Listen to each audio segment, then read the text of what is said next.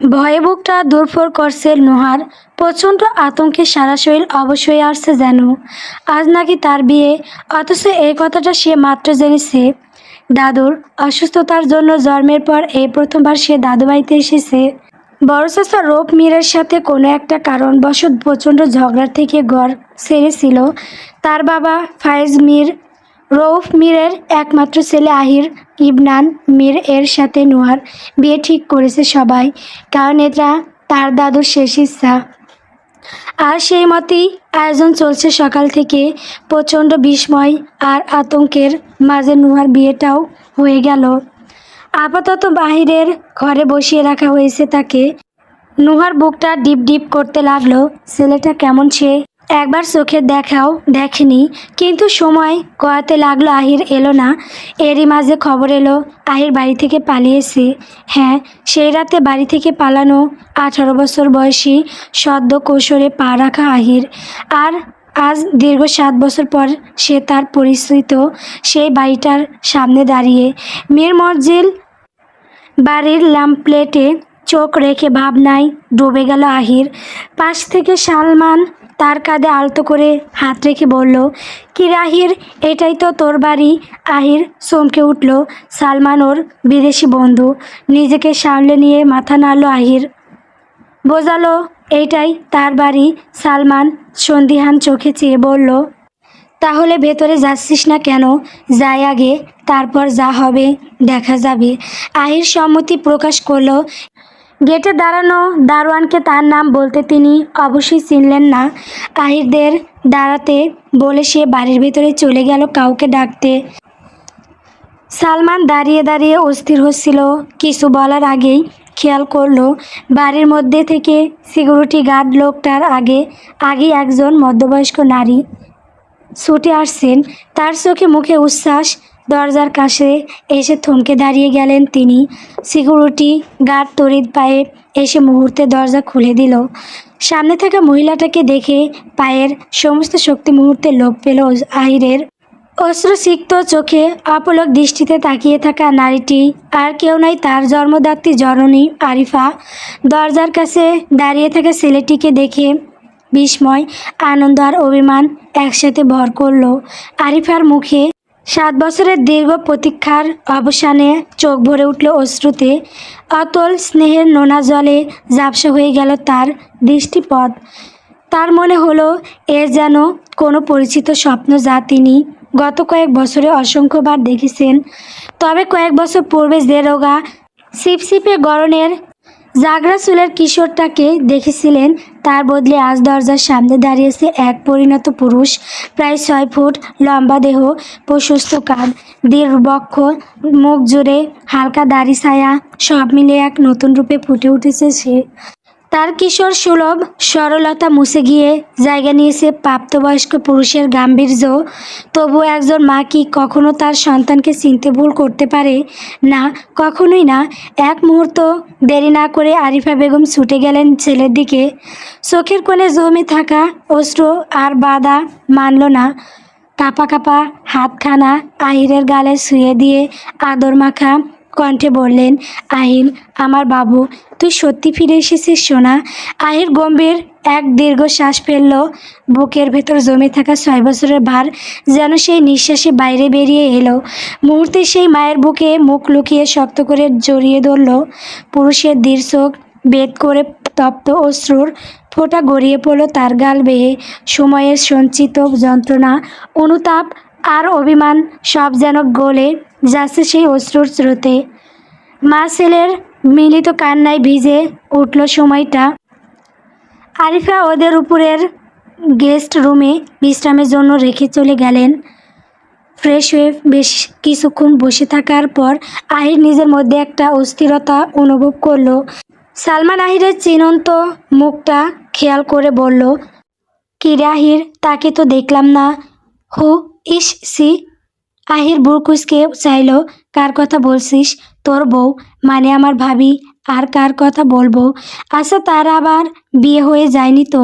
প্রচণ্ড বিরক্ত ঝরে পড়ল আহিরের কণ্ঠে। বিয়ে হয়ে বাচ্চা হয়ে যাক, তাতে আমার কি? আর এতদিনে হয়ে যাওয়াটা অস্বাভাবিক কিছু না। তুই বরং বসে বসে এসব ভাব, আমি একটু ঘুরে আসছি। তুই কি যাবি আমার সাথে? সালমান অলস ভঙ্গিতে হাই তুলে ধপ করে শুয়ে পড়লে বিছানায়। আমি এখন একটা লম্বা ঘুম দেব, ভীষণ ক্লান্ত আমি। ইউগো ইতালিতে পড়াশোনা চলাকালীন সময়ে সেইখানেই আহিরের বন্ধুত্ব হয় সালমানের সাথে। সালমানের মা বাবা দুজনেই বাংলাদেশি, তবে এর আগে সালমানের আর কখনো আসা হয়নি বাংলাদেশে। তাই বাংলাদেশ সম্পর্কে জানার বা দেখার কৌতূহল তার বরাবরই ছিল। আর সেই সূত্র ধরেই ওর বেশিরভাগ বন্ধু বান্ধব সবই বাংলাদেশি। আহির দেশে ফিরছে শুনে ওর সঙ্গে বাংলাদেশ দেখার লোভটা সামলাতে পারেনি ও। আহির হাঁটতে হাঁটতে একটা ঘরের সামনে থমকে দাঁড়ালো। এটাই ওর ঘর, যেখানে ওর শৈশব কৈশোরের অনেকটা সময় অতিবাহিত হয়েছে। দরজাটা খোলায় তবুও ভেতরে যেতে কেমন সংকোচ বোধ হলো। অবশেষে প্রবেশ করলো ঘরের ভিতরে। আর ভেতরটা দেখতেই কিছুটা থমকালো। ঘরটা আগের চেয়েও বেশি গুছানো, প্রতিটি কোণে একটা যত্নের স্পর্শ লেগে আছে যেন এখানে নিয়মিত কেউ থাকে। পরিপাটি বিছানা, দেওয়ালে ঝুলে থাকা কয়েকটি আর্টিফিশিয়াল ফুল, শঙ্খ হাতে আঁকা পেন্টিং, বিশাল বুক সেলফে সাজানো বই আর ছোট ছোট শোপিস, সব মিলিয়ে ঘরটা যেন নতুন করে সাজানো হয়েছে নতুন কারো উপস্থিতির জন্য। আহির কিছুক্ষণ স্থির দাঁড়িয়ে চারপাশে তাকালো। তার মনে প্রশ্ন জাগলো, কে থাকে এই ঘরে? তবে কি এই ঘরে এখন অন্যর? হঠাৎ করেই এক মিষ্টি হাসির শব্দ কানে আসতেই সজাগ হলো আহির। হাসিটাকে অনুসরণ করে জানালার দিকে এগিয়ে গেল। পর্দা সরিয়ে জানলার নিচে তাকাতেই তার দৃষ্টি আটকে গেল এক অসম্ভব মোহনীয় দৃশ্যে। বাড়ির বাগানে বসে আছে একটা মেয়ে। তার পরনে সাদা রঙের কুর্তি, গায়ে আলতো করে জড়ানো লাল রঙের ওড়না, যার এক প্রান্ত মাটির ঘাস ছুঁয়ে আছে। মাথার খোলা চুল বাতাসের পরশে দুলছে। চারপাশের সবুজ ঘাস, আকাশের ছায়া আর হালকা রোদের কোমল আলোর মাঝে মেয়েটিকে মনে হচ্ছিল যেন কোনো স্বপ্ন থেকে উঠে আসা এক অপার্থিব প্রতিমা। আহির এক দৃষ্টিতে তাকিয়ে রইল, মনে করতে পারল না কে এই মেয়েটা। মেয়েটির পাশে মাটিতে দৌড়ে বেড়াচ্ছে কয়েকটা খরগোশ, নরম তুলোর মতো সাদা ছোট্ট পানিগুলো কখনো তার কোলের কাছে এসে লাফিয়ে উঠছে, কখনো দূরে গিয়ে খেলা করছে। মেয়েটি তাদের দিকে মুগ্ধ চোখে তাকিয়ে কখনো হাসছে, কখনো মৃদু স্বরে কিছু বলছে। তার পাশে নিশ্চিন্তে শুয়ে আছে একটা সাদা বিড়াল, গা এলিয়ে দিয়ে সে চোখ বুজে আছে। মাঝে মাঝে খরগোশদের দিকে এক ঝলক তাকিয়ে আবার আলসে ভঙ্গিতে চোখ বন্ধ করছে। তার চোখে কোনো উদ্বেগ নেই। এই ছোট্ট দলের নির্ভরযোগ্য পাহাড়দার সে। আহির মুগ্ধ চোখে দেখছিল সবটা। আচমকা মায়ের কণ্ঠে নিজের নাম শুনতেই ধ্যান বিচ্যুত হলো ওর। গ্রীষ্মের প্রখর রোদে ত্যক্ত, ক্লান্ত ও বিধ্বস্ত চেহারা নিয়ে কলেজ থেকে ফিরল অনন্যা। রোদের তাপে মাথা ঝিমঝিম করছে তার, মন মেজাজ বিরক্তিতে ভরা। কিন্তু মায়ের মুখে ভাইয়ের খবরটা শোনা মাত্রই সে বিরস মুখ মুহূর্তেই খুশিতে ঝলমল করে উঠল। তার ভাই ফিরে এসেছে। এক মুহূর্তও দেরি না করে ছুটল ভাইয়ের সঙ্গে দেখা করতে। বুকের ভেতর জমে থাকা উত্তেজনা আর আনন্দের চাপে পা যেন মাটিতে ঠেকছিল না তার। গেস্ট রুমে ঢুকে হঠাৎ থমকে গেল সে। কোথায় তার ভাই? সামনে বসে থাকা ছেলেটার দিকে তাকিয়ে বিভ্রান্ত হলো অনন্যা। সামনে দাঁড়িয়ে থাকা ছেলেটাকে সে চেনে না। উঁচু লম্বা, মুখের গড়ন নিখুঁত, ফর্সা ত্বক, হালকা লালচে চুল, চোখ মুখ সবই যেন বিদেশিদের মতো শার্প ও আকর্ষণীয়। অনন্যা কিছুক্ষণ হতবাক হয়ে তাকিয়ে রইল। কিছুতেই ছেলেটাকে তার ভাই মনে হলো না। ইতস্ত ভঙ্গিতে বলল, আপনি কি আহির ভাইয়া? আপনি কি? অনন্যার এই ইতস্ত ভাবটা চোখে পড়তে বসা থেকে উঠে দাঁড়ালো সালমান। এগিয়ে এসে হাসি মুখে বলল, তুমি অনন্যা, রাইট? আহির আমাকে তোমার কথা বলেছিল, কিন্তু তুমি তো তখন অনেক ছোট ছিলে, তাই না? মুহূর্তে বোকা বনে গেল অনন্যা। চোখ বড় বড় করে জবাব দিল, বয়স কম থাকলে মানুষ ছোট থাকে। সবটাই তো জানতাম, বড় হওয়া কি নিষেধ ছিল নাকি? সালমান হেসে উঠল শব্দ করে, না না, আমি সেটা বলিনি। ওই যে আহির। সালমানের ইশারায় পিছনে ঘুরতে কাঙ্ক্ষিত মুখটা চোখে পড়ল অনন্যার। ঠোঁটজোড়া আপনাতেই প্রসারিত হয়ে উঠল। দরজার পাশে হাস্যজ্জ্বল মুখে দাঁড়িয়ে আহির। সে এগিয়ে এসে আদর করে হাত রাখলো বোনের মাথায়। তুই তো বেশ লম্বা হয়ে গেছিস রে ছুটকি। শুটকি থেকে দেখছি ভালোই মুটকি হয়েছিস। অনন্যা মুখ ভার করে ফেলল, অভিমানী কণ্ঠে বলল, আর তুমি অনেক বদলে গেছো। এতদিন আমার ছেড়ে দূরে থাকলে একবারও কি আমার কথা মনে পড়েনি ভাইয়া? আহির বুঝে গেল বোনের অভিমানটা, কণ্ঠ নরম করে বলল, তোদের মিস করব না এটা কিভাবে সম্ভব বলতো? তোর সঙ্গে তো তাও বাড়ির সবাই ছিল, আমার সঙ্গে কে ছিল? কেউ না। বল কষ্টটা বেশি কার হয়েছে? অনন্যা একটু চুপ করে থেকে বলল, হয়েছে বুঝেছি, তুমি অনেক কষ্ট সহ্য করেছো। তোমার সঙ্গে তর্কে কে পারবে? এখনো আগের মতোই আছো। ঠিক আছে, আমি আমার কথাটা ফিরিয়ে নিলাম। এখন নিচে চলো, আম্মু অপেক্ষা করছে। আইর হালকা হাসলো, মেনে নিল অনন্যার কথা। বিশাল আকৃতির বসার ঘরটি আভিজাত্যের ছাপ বহন করলেও বর্তমানে সেখানে এক থমথমে কৌতূহল বিরাজ করছে। ঘরের চারদিকে ছড়িয়ে ছিটিয়ে থাকা দামি সোফাগুলো আজ যেন পরিত্যক্ত। উপস্থিত সবাই দাঁড়িয়ে। সালমান সিঁড়ি দিয়ে নামতে নামতে এই দৃশ্য দেখে কিছুটা অবাক হলো, তবে তার বিস্ময় কাটার আগেই আইর এক প্রকার ঝড়ে বেগে সিঁড়ি বেয়ে নিচে নেমে গেল। ঠিক একই সময় নিচে দাঁড়িয়ে থাকা এক সুশ্রী যুবকও দুপা এগিয়ে এলো। পরস্পরের কাছাকাছি আসতেই যেন আনন্দের এক ফোয়ারা ছুটল। দুই বন্ধু কিংবা দুই ভাই পরম তৃপ্তিতে একে অপরকে আলিঙ্গন করলো। আহির উজ্জ্বল মুখে শুধালো, ঈশান কেমন আছিস ভাই? ঈশান আহিরের ফুপু শেহনাজ মীরের একমাত্র ছেলে। ভাগ্যের কোনো এক অমীমাংসিত সমীকরণে তারা বহু বছর ধরে এই মেয়ের মহলেই শিকড় গেড়েছে। আহির আর ঈশান একই সাথে বেড়ে ওঠা দুই প্রাণের বন্ধু। ঈশান আলিঙ্গন শিথিল করে সহসে বলল, আমি তো ভালো আছি, কিন্তু তোমার কি খবর বলো?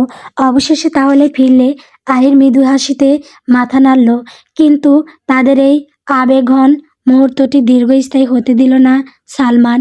সে এক প্রকার আহিরকে ধাক্কা দিয়ে সরিয়ে ঈশানের সামনে এসে দাঁড়ালো। ড্রয়িং রুমে উপস্থিত শেহনাজ মীর, রৌফ মীর, আরিফা, সবার চোখে একরাশ বিস্ময়। ঈশান নিজের চোখকে বিশ্বাস করতে পারছিল না। সে অবিশ্বাসের স্বরে বলে উঠল, তুই সালমান, তুই এখানে কি করছিস? সালমান কোনো উত্তর না দিলে প্রবল উচ্ছ্বাসে ঈশানকে জড়িয়ে ধরল। তার কণ্ঠে বাঁধ ভাঙা আনন্দ। আরে আমার ভাই, শেষমেশ তোর সাথে দেখা দেখা হয়ে গেল। বিশ্বাস কর, আমি এখনো ভাবছি এটা স্বপ্ন না তো। আহির বিমূঢ় হয়ে তাকিয়ে রইল তাদের দিকে, অবাক হয়ে প্রশ্ন করলো, তোরা একে অপরকে আগে থেকে চিনিস? কিন্তু কিভাবে? সালমান চৌড়া হাসি দিয়ে বলল, আমাদের এই বন্ধুত্বটা অনেক দিনের। আমি যখন নিজের গানগুলো পেজে আপলোড করতাম, ও তখন আমার গানের মস্ত বড় ভক্ত হয়ে গিয়েছিল। সেই ভার্চুয়াল আলাপ থেকেই আজ আমাদের এই নিবিড় বন্ধুত্ব। কিন্তু ও যে তোর ভাই সেটা তো ক্ষুণাক্ষরেও ভাবিনি। আহির এক দীর্ঘ শ্বাস ফেলল, ললাটে হাত রেখে সোফায় গায়ে এলিয়ে দিয়ে হতাশা মাখা কণ্ঠে বলল, যাক, পৃথিবীটা আসলেই গোল। অবশেষে তোদের এই ফেসবুকীয় লং ডিস্ট্যান্স রিলেশনশিপ এর অপূর্ণতা পেল। অনন্যা, দয়া করে আমাকে এক গ্লাস পানি দে তো। মাথাটা যেন জিম জিম করছে। আহিরের দৃষ্টি হঠাৎ স্থির হলো রৌফ মীরের ওপর। তার মুখ বয়ব ফুটেও কাঠিন্য। সেই চোখের তীব্রতায় আহির তড়িৎ বসা থেকে উঠে দাঁড়ালো। মুহূর্তেই তার উদ্যত মস্তিষ্ক বিনয়ে নুয়ে পড়ল। অত্যন্ত নমনীয় স্বরে সে শুধালো, কেমন আছো আব্বু? রৌফ মীর সে প্রশ্নের কোনো প্রত্যুত্তর দিলেন না। তার নির্লিপ্ত দৃষ্টি যেন ছেলেকে অতিক্রম করে শূন্যে গিয়ে ঠেকল। তিনি স্ত্রীকে উদ্দেশ্য করে বজ্রকণ্ঠে গর্জে উঠলেন, একে এই বাড়িতে কে ঢোকার অনুমতি দিয়েছে? আরিফা! সেই গর্জনে আরিফা সহ উপস্থিত সকলে কেঁপে উঠল। আহির আহত চোখে চেয়ে রইল বাবার দিকে, কিন্তু রৌফ মীরের দৃষ্টিতে এক বিন্দু কোণার দেখা মিলল না। স্বামীর ক্রোধানল সম্পর্কে আরিফা অবগত থাকলেও আজ তিনি মায়ের মমতায় ধীর হলেন। প্রতিবাদী কণ্ঠে বললেন, এসব আপনি কি বলছেন? ও আমাদের একমাত্র সন্তান। দীর্ঘ বছর পর ছেলেটা ঘরে ফিরেছে, আপনি কি একটুও খুশি হননি? এভাবেই কেন বলছেন? রব মির নীরের চোখের সামনে দাঁড়ানো আহিরকে একবার পরখ করলেন, অতঃপর কোনো বাক্য ব্যয় না করে সিঁড়ির দিকে অগ্রসর হলেন। তবে সিঁড়িতে পা রাখার আগে একবার পিছনে ফিরে চাইলেন। কণ্ঠে পাহাড়সম কাঠিন্য মিশিয়ে বললেন, ওকে বলে দাও এ বাড়ির সাথে ওর নারীর সম্পর্ক সেদিনই ছিন্ন হয়ে গেছে, যেদিন ও আমাদের বংশের মান মর্যাদা আর আভিজাত্য ধুলোয় মিশিয়ে পালিয়েছিল। আমার একমাত্র ছেলে 7 বছর আগেই আমার হৃদয়ে মৃত্যুবরণ করেছে। এই বাড়িতে তার আর কোনো স্থান নেই। কথাটা শেষ করে তিনি আর এক মুহূর্তও দাঁড়ালেন না। ঠিক সেই সময় সিঁড়ি দিয়ে ধীর স্থিরভাবে নেমে আসছিলেন পরিবারের সবচেয়ে বয়োজ্যেষ্ঠ সদস্য রৌফ মিয়ারের মা আফিয়া বেগম। বয়সের ভারে তার শরীর কিছুটা নুয়ে পড়েছে। চোখে রূপালি ফ্রেমের চশমা। ছেলেকে সিঁড়ির গোড়ায় দেখে তিনি আনন্দিত কণ্ঠে শুধালেন, হ্যাঁ রে রৌফ, শুনলাম আমার দাদু ভাই নাকি ঘরে ফিরেছে। রৌফ মিয়ার কোনো উত্তর দেওয়ার আগেই ড্রয়িং রুম থেকে আরিফা বেগম তীক্ষ্ণ প্রতিবাদী কণ্ঠ ভেসে এলো, দোষ কি কেবল আমার ছেলের একার ছিল? আপনাদের কোনো দায় নেই? তখন কি ওর বিয়ের বয়স হয়েছিল? আপনারা সবাই মিলে ওর জীবনটা নিয়ে ছিনিমিনি খেলছেন। আজ এত বছর পর যখন আমার ছেলেটা ফিরে এসেছে, আমি ওকে আর কিছুতেই দূরে যেতে দেব না। ও এই বাড়িতেই থাকবে। রব মির অগ্নিদীপ্ত চোখে স্ত্রীর দিকে তাকিয়ে শাসালেন, তুমি কিন্তু সীমা লঙ্ঘন করছো আরিফা। আফিয়া বেগম এতক্ষণে পরিস্থিতির ভয়াবহতা আঁচ করতে গ্যাপ পারলেন। তিনি কড়া কণ্ঠে বললে উঠলেন, বৌমা ঠিকই বলেছে, দাদুভাই কোথাও যাবে না। আমি যেন এই নিয়ে দ্বিতীয়বার কোনো তর্ক না শুনি। এটা ওর নিজের বাড়ি, ও কেন অন্য কোথাও যাবে? তুই কোথায় যাচ্ছিস না যা, তো রউফ, ওকে নিজের মতো থাকতে দে। আফিয়া বেগমের অচল নির্দেশে রউফ মির খানিকটা দমে গেলেন। মায়ের কথার ওপর কথা বলার সাহস তার নেই। তিনি গটগট পায়ে কোনো কথা না বলে স্থান ত্যাগ করলেন। আহির দ্রুত এগিয়ে গিয়ে দাদিকে নিচে নামতে সাহায্য করলো। অতঃপর তাকে সোফায় বসিয়ে পাশে বসে পড়ল। এক গাল হাসি ফুটিয়ে বলল, কেমন আছো দাদি? আফিয়া বেগম তার শীর্ণ কম্পিত হাতটি রাখলেন আহিরের গালে। হাতের স্পর্শে যেন পরখ করে নিতে চাইলেন একই রক্ত মাংসের বাস্তব নাকি চোখের কোনো চপল বিভ্রম। একমাত্র নাতিকে তিনি অধিক বেশি ভালোবাসেন। দীর্ঘ প্রতীক্ষার অবসান ঘটিয়ে আজ তাকে চাক্ষুষ সামনে পেয়ে বৃদ্ধার চোখ দুটো অশ্রুসিক্ত হয়ে উঠল। তিনি চশমাটা খুলে সজল চোখে দুটি মুছলেন। অতঃপর পুনরায় চশমাটি যথাস্থানে পরে পরম মমতায় নাতির মুখ পানে চাইলেন। গদগদ কণ্ঠে তিনি বললেন, তুই কি সত্যি আমার সেই আহির, আমার লক্ষ্মী দাদুভাই? আহির শব্দ করে হেসে উঠল, আদুরি গলায় বলল, কি যে বলো দাদি, আমায় চিনতে পারছো না? আমি কি আগের চেয়ে বেশি সুদর্শন হয়ে গেছি? তোমার সেকেন্ড জামাই ফিরে এসেছে। এখন একটা শক্ত করে হাঁক দাও তো। আফিয়া বেগম হো করে হেসে উঠলেন। সেই সাথে উপস্থিত সকলেও হাসল। তবে আনন্দের এই হিল্লোড় স্মৃমিত হতেই শুরু হলো অন্য এক পালা। আহিরকে এখন কাঠ গড়ায় দাঁড়ানো অপরাধীর মতো অগণিত প্রশ্নের মুখোমুখি হতে হলো। দীর্ঘ 7টা বছর সে কোথায় ছিল, কিভাবে ছিল? সবার মনের এই প্রমাণ কৌতূহল মেটাতে সে একে একে উত্তর দিতেও শুরু করলো। আহির জানালো, এই দীর্ঘ সময় সে সুদূর ইতালিতে ছিল। সেখানে সে তার উচ্চশিক্ষা সম্পূর্ণ করেছে। তবে এই সুদীর্ঘ পথযাত্রার কার হাতে ধরে সে 7 সমুদ্র 13 নদী পাড়ি দিয়েছিল, কিংবা ইতালির সেই অচেনা শহরে কে ছিল তার আশ্রয়দাতা, সে রহস্যময় অধ্যায়টি সে অতি সংগোপনে এড়িয়ে গেল। ঘুমের মধ্যে দুঃস্বপ্ন দেখে ঘুম ছুটে গেল আহিরের। শোয়া থেকে উঠে বসল, তাৎক্ষণিক পাশে তাকাতেই দেখল গভীর ঘুমে তলিয়ে সালমান। বিছানা থেকে নেমে পড়ল সে। ভেতরটা কেমন অস্থির লাগছে। জানালা খুলে বাইরে তাকাতেই দেখল রোদটা বেশ কড়া, তার মানে বেলা অনেকটা গড়িয়েছে। মুহূর্তে আহিরের চোখ পড়ল জানালার নিচে।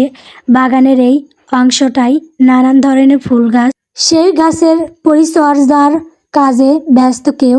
আহির খেয়াল করলো এটা সেই মেয়েটা। আবারও একই প্রশ্ন উকি দিল তার মনে, কে এই মেয়েটা? এই বাড়ির কেউ? যদি এই বাড়ির কেউ হবে তাহলে বাড়িতে তার সঙ্গে দেখা হলো না কেন?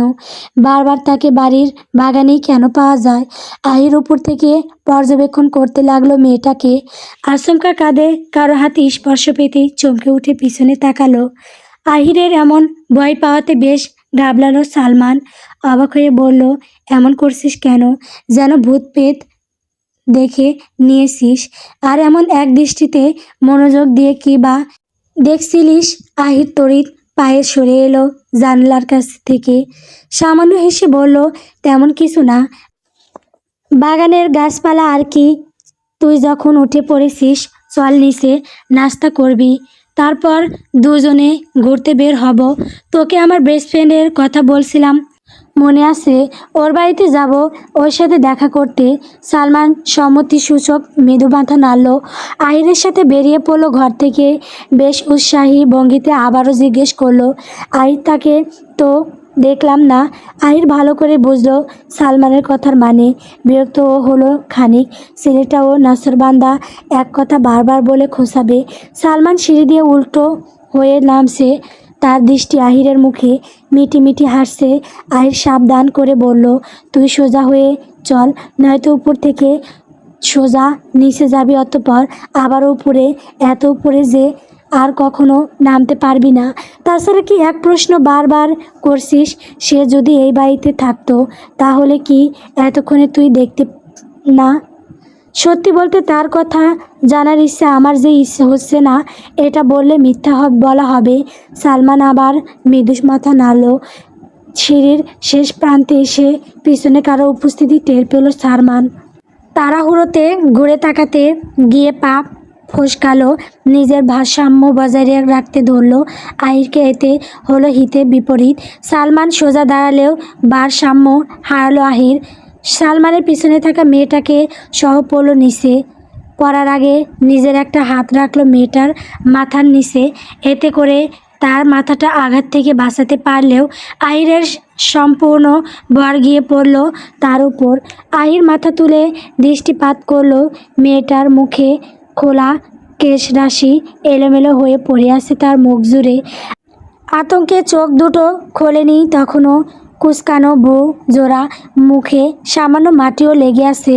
আহির ভুলে বসলো নিজের অবস্থান। এক দৃষ্টিতে দেখতে লাগলো মেয়েটাকে। এর মধ্যেই সালমানের চিৎকারের সম্মতি ফিরল যেন। আহির, আমার ভাই, তুই ঠিক আছিস? তোর কোথাও লাগেনি তো? বসার ঘরে বসে টিভি দেখছিল অনন্যা। চিৎকার শুনে দ্রুত কদমে এগিয়ে এলো সেথায়। আহির তড়িৎ উঠে পড়ল। নিঃশতান দাঁড়িয়ে হাত বাড়িয়ে দিল মেয়েটার দিকে। সরি, আপনি ঠিক আছেন? লাগেনি তো? মেয়েটা চোখ খুলেছে ইতোমধ্যে। তার দৃষ্টিতে স্পষ্ট হলো বিরক্তি। আহিরের বাড়িয়ে হাতের পানে চাইল ক্ষণিক, অতঃপর তা না ধরেই নিজে নিজে উঠে পড়ল। অনন্যা চিন্তিত কণ্ঠে শুধালো, আপু ঠিক আছো তুমি? বেশি লাগেনি তো তোমার? আর তোমার কী অবস্থা? গায়ে মাটি কেন? আমি ঠিক আছি, ওই বাগানে কাজ করছিলাম তাই লেগেছে। ইতস্ত ভঙ্গিতে কথাগুলো কোনো মতে শেষ করে পালালো যেন মেয়েটা। আহির অবাক হলো সামান্য। কৌতূহলী গলায় জানতে চাইল, অনন্যা এই মেয়েটাকে? অনন্যা পুনরায় গিয়ে বসলো টিভির সামনে। টিভিতে মনোনিবেশন করে বলল, এটা তো নুহা আপু। নুহা নামটা কর্ণগোচর হতেই থমকালো আহির। বিস্ময়ে ফেটে পড়ল মুহূর্তে। হতবাক নেত্রে পুনরায় তাকালো সিঁড়ির পানে। সেখানটা বর্তমানে ফাঁকা। অতঃপর পুনরায় তাকালো নিজের হাতের দিকে, যেখানে লেগে আছে কিছু মাটির অংশ। সালমান এগিয়ে এসে বলল, তুই এমনভাবে তাকাচ্ছিস কেন? তোর না বউ আছে? By the way, she is a pretty girl, very beautiful. এটা তোর কোন বোন? আমার বউ। সালমান বলল, তোর বউ? মুহূর্তে অবাক কণ্ঠে বলল, কি তোর বউ? মানে এটাই তোর সেই বউ? অস্থির পায়ে ঘরে প্রবেশ করেই নুহা প্রথমে কাপা হাতে দরজা বন্ধ করলো। বুকের ভেতর এক অবাধ্য দহের আগুন জ্বলছে, যা তাকে যেন একটুও স্থির হতে দিচ্ছে না। দ্রুত পায়ে ওয়াশরুমে ঢুকে সে কৃত্রিম ঝর্ণাটি ছেড়ে দিল। জলধারা যখন ঝরে পড়তে শুরু করলো, নোয়া তার নিচে দাঁড়িয়ে বড় বড় শ্বাস নিতে লাগলো। শীতল জলও যেন তার ধমনীর উত্তাপ কমাতে পারছে না। অনিচ্ছা সত্ত্বেও চোখের কোণ বেয়ে নোনা জল গড়িয়ে নামলো। আহিরের ফিরে আসার খবর আগেই পেয়েছিল। এতক্ষণ প্রাণপণ চেষ্টা করে নিজেকে আড়াল করে রেখেছিল সে, কিন্তু শেষ রক্ষা হলো না। ভবিতব্য তাকে ঠিকই সেই কাঙ্ক্ষিত অথচ অনাকাঙ্ক্ষিত স্পর্শের মুখোমুখি দাঁড় করিয়ে দিল। প্রথম দেখাতেই ওই মানুষটার ছোঁয়া গায়ে মাখতে হবে, এ যেন এক নির্মম কৌতুক। নোয়া নিজেকে সামলাবার আপ্রাণ চেষ্টা করলো, নিজেকে বোঝালো এই একই ছাদের নিচে দিনের পর দিন পালিয়ে থাকা অসম্ভব ছিল। আজ না হোক কাল এই মাহেন্দ্রক্ষণ আসতই। এই চরম মুহূর্তে নোয়ার স্মৃতি আয়নায় ভেসে উঠল তার আব্বু আম্মুর মুখ। ফিরে গেল কয়েক বছর আগের সেই ফেলে আসা দিনগুলোতে। শৈশব থেকে নোয়া শুধু শুনেই বড় হয়েছে দাদুর বাড়ির গল্প, আব্বুর জাদুকরি বর্ণনায়। দাদুর বাড়িটি ছিল কোনো এক রূপকথার রঙিন আঙিনা, অথচ সেই আঙিনা দেখার সৌভাগ্য তার কখনো হয়নি। নোয়া জানতো আব্বু ফায়াজ মীর আর বড় চাচার মধ্যকার এক তিক্ত দ্বন্দ্বের কারণেই ফায়াজ মীর সেদিন অভিমানে ঘর ছেড়েছিলেন। সেই থেকে ওই পরিবারের সাথে সমস্ত সম্পর্কের সুতো ছিঁড়ে গিয়েছিল। তখন ফায়াজ মীর ছিলেন অবিবাহিত। নোয়ার বয়স যখন 15, হঠাৎ একদিন ফায়াজ মীর জানালেন তিনি পৈতৃক ভিটায় ফিরে যাচ্ছেন, কারণ দাদু বড্ড অসুস্থ। নোয়ার সেবার ভীষণ ইচ্ছে ছিল সঙ্গী হওয়ার, কিন্তু সামনে পরীক্ষা থাকায় আব্বুর হাত ধরে সে অচেনা দেশে পাড়ি দেওয়া হয়নি। কিছুদিন পর যখন প্রথমবার দাদুর বাড়ি যাওয়ার সময় এলো, নোহার কিশোরী মন ছিল অজস্র হিল্লোড় আর অদম্য কৌতূহল। মনে ছিল এক অপার্থিব আনন্দ, অবশেষে নিজের চোখে দেখবে সেই স্বপ্নের প্রাসাদ আর দাদুর মুখ। কিন্তু কে জানতো সেই উচ্ছ্বাস মাখা যাত্রাতেই হবে তার জীবনের প্রথম কাল বৈশাখীর পদধ্বনি। সেই ছোট্ট কিশোরীটি জানতো না মীরমহলের সদর দরজায় পা রাখা মাত্রই শুরু হতে যাচ্ছে এক জটিল জীবনের আবর্ত, এক অমীমাংসিত গল্পের সেই প্রথম অধ্যায়, যার জবনিকা আজও অনিশ্চিত। নাচা শেষ করে আহির আর সালমান বের হলো আহিরের শৈশবের বন্ধু ইমরানের বাড়ির উদ্দেশ্যে। সালমানকে গাইতে বসে সালমান বলল, গাইতে করে কোথায় যাবি? আমার এক্স এর সাথে দেখা করতে। তোর এক্স? সে কি এখনো তোর জন্য বসে আছে? বউ যখন বিয়ে করে নি তখন এক্সও সিঙ্গেল থাকতে পারে। গিয়ে দেখি না, কি বলিস? প্রায় 30 মিনিটের মধ্যে ওরা পৌঁছালো গন্তব্যে। একটা নীল রঙের দোতলা বাড়ি, সামনে একটা লোহার ফটক। তবে ভগ্ন পায় আহির গাড়ি থেকে নেমে সালমানকেও ইশারা করলো তার সাথে আসতে। বাড়ির ভিতরে ঢুকতেই যে কাঙ্ক্ষিত মানুষটা দেখা পাবে সেটা ভাবতে পারেনি আহির। মুহূর্তে তার চোখ মুখে প্রফুল্লতা দেখা দিল। উঠোনে মোটর সাইকেল পরিষ্কার করছিল ইমরান। দুজন আগন্তুককে বাড়িতে ঢুকতে দেখে সন্দেহের দৃষ্টিতে তাকালো। একজনকে চিনতে তার খুব একটা অসুবিধা হলো না। কাজ ফেলে তড়িৎ পায়ে এগিয়ে এলো আহিরের নিকট। আহির বাক্য ব্যয় না করে ঝাঁপিয়ে পড়ল বন্ধুর বুকে। ইমরান চমকালো মুহূর্তে বলল, আরে ভাই, আমার গায়ে নোংরা দূরে সর, ভালোবাসা পরে দেখাস। আহির ছাড়ল খানিক বাদে। ইমরান ব্যস্ত হয়ে পড়ল ওদের বসতে দিতে। বসার আগে শুরু হলো একচোট কথাবার্তা। এর মধ্যেই বাড়ির ভেতর থেকে একটা নারী কণ্ঠে ভেসে এলো, কারা এসেছে? আহির আর সালমান দুজনেই ঘুরে তাকালো। একটা ছোট বাচ্চা কোলে নিয়ে একটা মেয়েদের এদিকেই এগিয়ে আসছে। মেয়েটিকে দেখে আহির এক মুহূর্ত স্তম্ভিত হয়ে গেল। অস্ফুট স্বরে বলল, শিফা। সালমান অবিশ্বাসের গলায় বলল, শিফা? আহির, এবার তুই আবার বলিস না এটা তোর এক্স গার্লফ্রেন্ড। আহির মৃদু মাথা নেড়ে বলল, তুই ঠিক ধরেছিস, আসলে তোর হঠাৎ বিয়ের খবর, তারপর তোর বাড়ি থেকে পালানোর কথা, এসব শুনে শিফা খুব ভেঙে পড়েছিল। কয়েকদিন তো একটানা অনেক কেঁদেছে। তখন আমাদের মধ্যে তো নিয়ে অনেক কথা হতো। ধীরে ধীরে আমাদের মধ্যে একটা বন্ধুত্ব গড়ে উঠল। তারপর বন্ধুত্বটা কখন যে ভালোবাসার রূপ নিল বুঝতেই পারিনি। 2 বছর আমরা সম্পর্কটা ধরে রাখলাম। এক সময় মনে হলো আর অপেক্ষা কেন, আমরা বিয়ে করে ফেললাম। আর দেখ, এখন আমাদের মেয়েটা 6 মাসের, নাম রেখেছি মায়া। এতটুকু বলে থামলো ইমরান। অপরাধীর নেত্রে চাইল আহিরের পানে। আহির তা বুঝতে পেরে হেসে ফেলল। ইমরান বলল, তোর কি আমার ওপর রাগ হচ্ছে না? আহির হাসি মুখে বলল, পাগল, তুই ভালো করে জানিস শিফা আমার কাছে শুধুই ভালো বন্ধু ছিল। সে তো আমাকে প্রপোজ করার পর ওর মন রাখতে হ্যাঁ বলেছিলাম। ওর সাথে আমার এমনিতেও কিছু হতো না। আর এসব তোর থেকে ভালো কে জানে। আমি অনেক খুশি হয়েছি যে শিফা তোর সাথে আছে আর ভালো আছে, তোরা সুখে আছিস। এরপর বেশ কিছুক্ষণ আলাপচারিতার পর আহির আর সালমান ওদের বিদায় দিয়ে বেরিয়ে পড়ল। ওদের বাড়ি থেকে বের হওয়ার পর থেকে সালমানের হাসি থামছে না। হাসতে হাসতে লুটোপুটি খাচ্ছে রীতিমতো।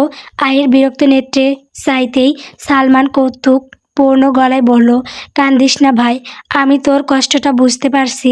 কথাটা বলে ফের একচোট হাসি শেষে পুনরায় বলল, তোর এক্স গার্লফ্রেন্ড মা হয়ে গেছে, তুই বাবার জায়গায় চাচু হয়ে গেছিস। ভাবতে পারছিস তোর বন্ধু আর এক্স মিলে তোকে এমন একটা বিশাল সারপ্রাইজ দিল। আর তুই কিনা এত সুন্দর বউ থাকতেও বিবাহিত সিঙ্গেল। বলেই আবারও হাসতে লাগলো সালমান।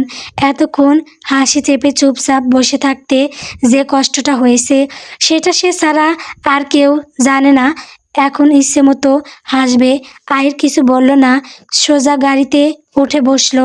তারপর গাড়ির জানালার কাজ সামান্য নিচে নামিয়ে বলল, তুই এবার বাকি রাস্তা নাচতে নাচতে, হাঁটতে হাঁটতে, হাসতে হাসতে যেভাবে ইচ্ছা চলে আয়। বাই। ওকে। মুহূর্তে গাড়ি নিয়ে বেরিয়ে গেল আহির। হতভম্ব হয়ে গেল সালমান। পুরো বিষয়টা বোধগম্য হতেই দীর্ঘশ্বাস ফেলল। কয়েকটা আশ্রব্য ভাষা ছুড়ে দিয়ে ক্ষোভ মেটালো। অতঃপর রাস্তার ধারে একা দাঁড়িয়ে তস্ত ভঙ্গিতে এদিক ওদিক তাকাতে লাগলো। মাথার মধ্যে একটি চিন্তা, কিভাবে এখান থেকে বেরোবে। উপায় না পেয়ে হাঁটা শুরু করলো।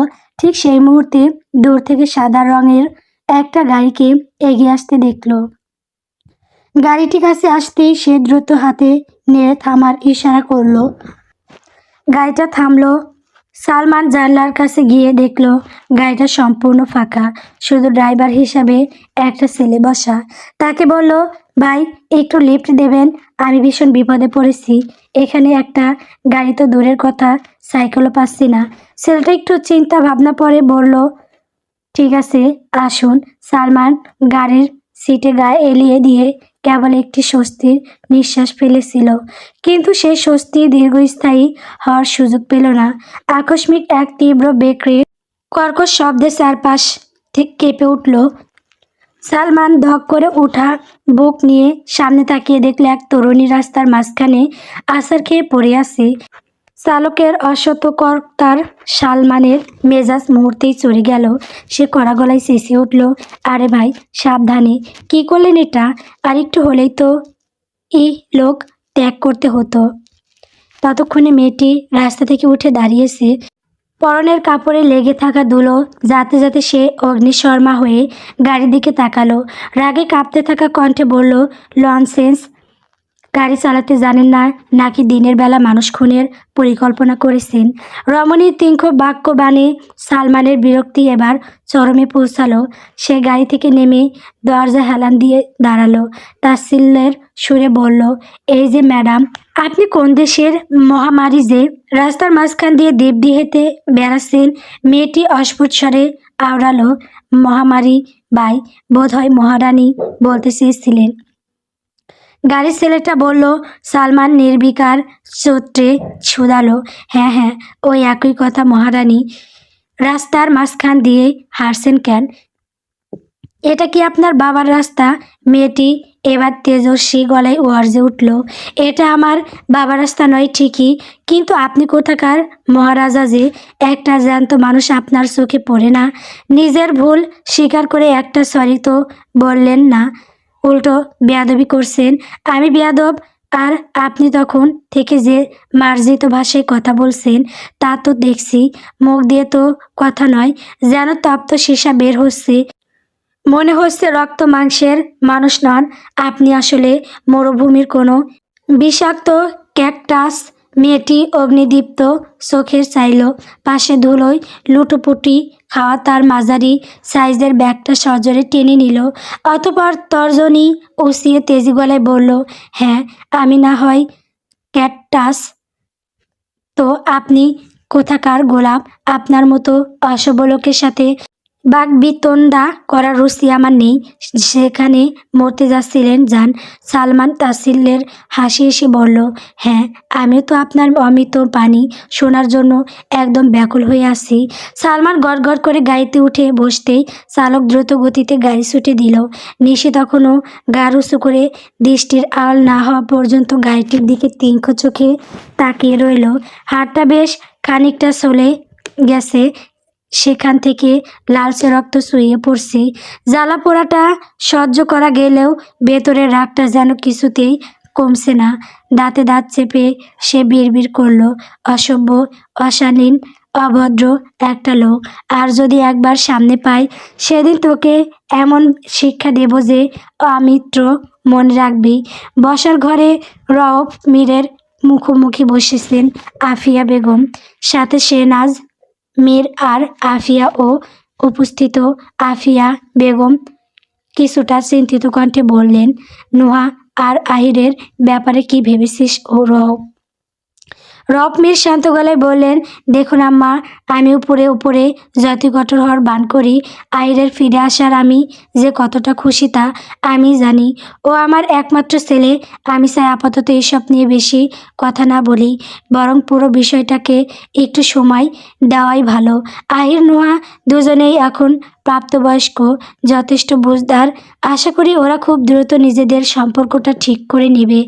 আফিয়া বেগম মানতে পারলেন না সে কথা, চিন্তিত হয়ে বললেন, কিন্তু নুহা আর আহির, তারা কি এই সম্পর্ক নিয়ে আর এগোতে চাইবে? নুহাকে তো জানিস আমার মৃত্যুর অপেক্ষায় আছে, কখন আমি মরব আর কখন এই বাড়ি ছেড়ে চলে যাবে।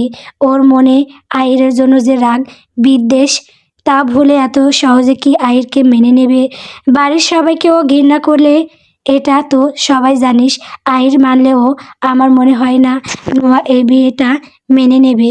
রব মীরের মুখের কিছুটা বিরক্তি ভর করলো, দৃষ্টি কঠিন হলো, তবে সেটি সামলে তিনি শান্ত গলায় বললেন, আম্মা এভাবে বললে তো হবে না। বিয়ে যখন হয়ে গেছে মেনে না নেওয়া কতটা যুক্তিসম্মত? তাছাড়া আপনি ভালো করেই জানেন আব্বার শেষ ইচ্ছেও তো এটাই ছিল। আর আমাদের বংশে এসব সারাসারি হয় না, সেটা কি আপনি ভুলে গেছেন আম্মা? এখন আপাতত কয়েকদিন কাটুক, তবে আজ হোক বা কাল নুহা এবং আহিরুবাইকে এই সম্পর্কটা মানতে হবে। কথা সমাপ্ত করে তিনি দৃষ্টি বোলালেন হাত ঘড়িতে, অতঃপর বসা থেকে উঠে পড়লেন, আম্মা আমি এখন আসলাম, অফিসে কি জানি সমস্যা হয়েছে। এরপর তিনি তড়িৎ পায়ে স্থান ত্যাগ করলেন। শেহনাজ মীর বললেন, ভাইজান যেটা বলছে সেটা কিন্তু সম্ভব না আম্মু। তাছাড়া আহিরকে দেখেছো তুমি? একবারও বউয়ের কথা জিজ্ঞেস করছে? ওর মধ্যে এই বিয়েটা নিয়ে কোনো আগ্রহ নেই। তোমরা যদি ওকে আবারও জোর করো তাহলে হিতে বিপরীত না হয়। তাছাড়া নুহা এই মেয়েকে তো চিনো, আহির ফিরে আসা থেকে ওকে আমি চোখের সামনে পেলাম না। আরিফা একমত পোষণ করলেন, ভীত গলায় বললেন, দেখুন আম্মা, আমি কিন্তু কোনো মতে আমার ছেলেকে আর হারাতে পারবো না।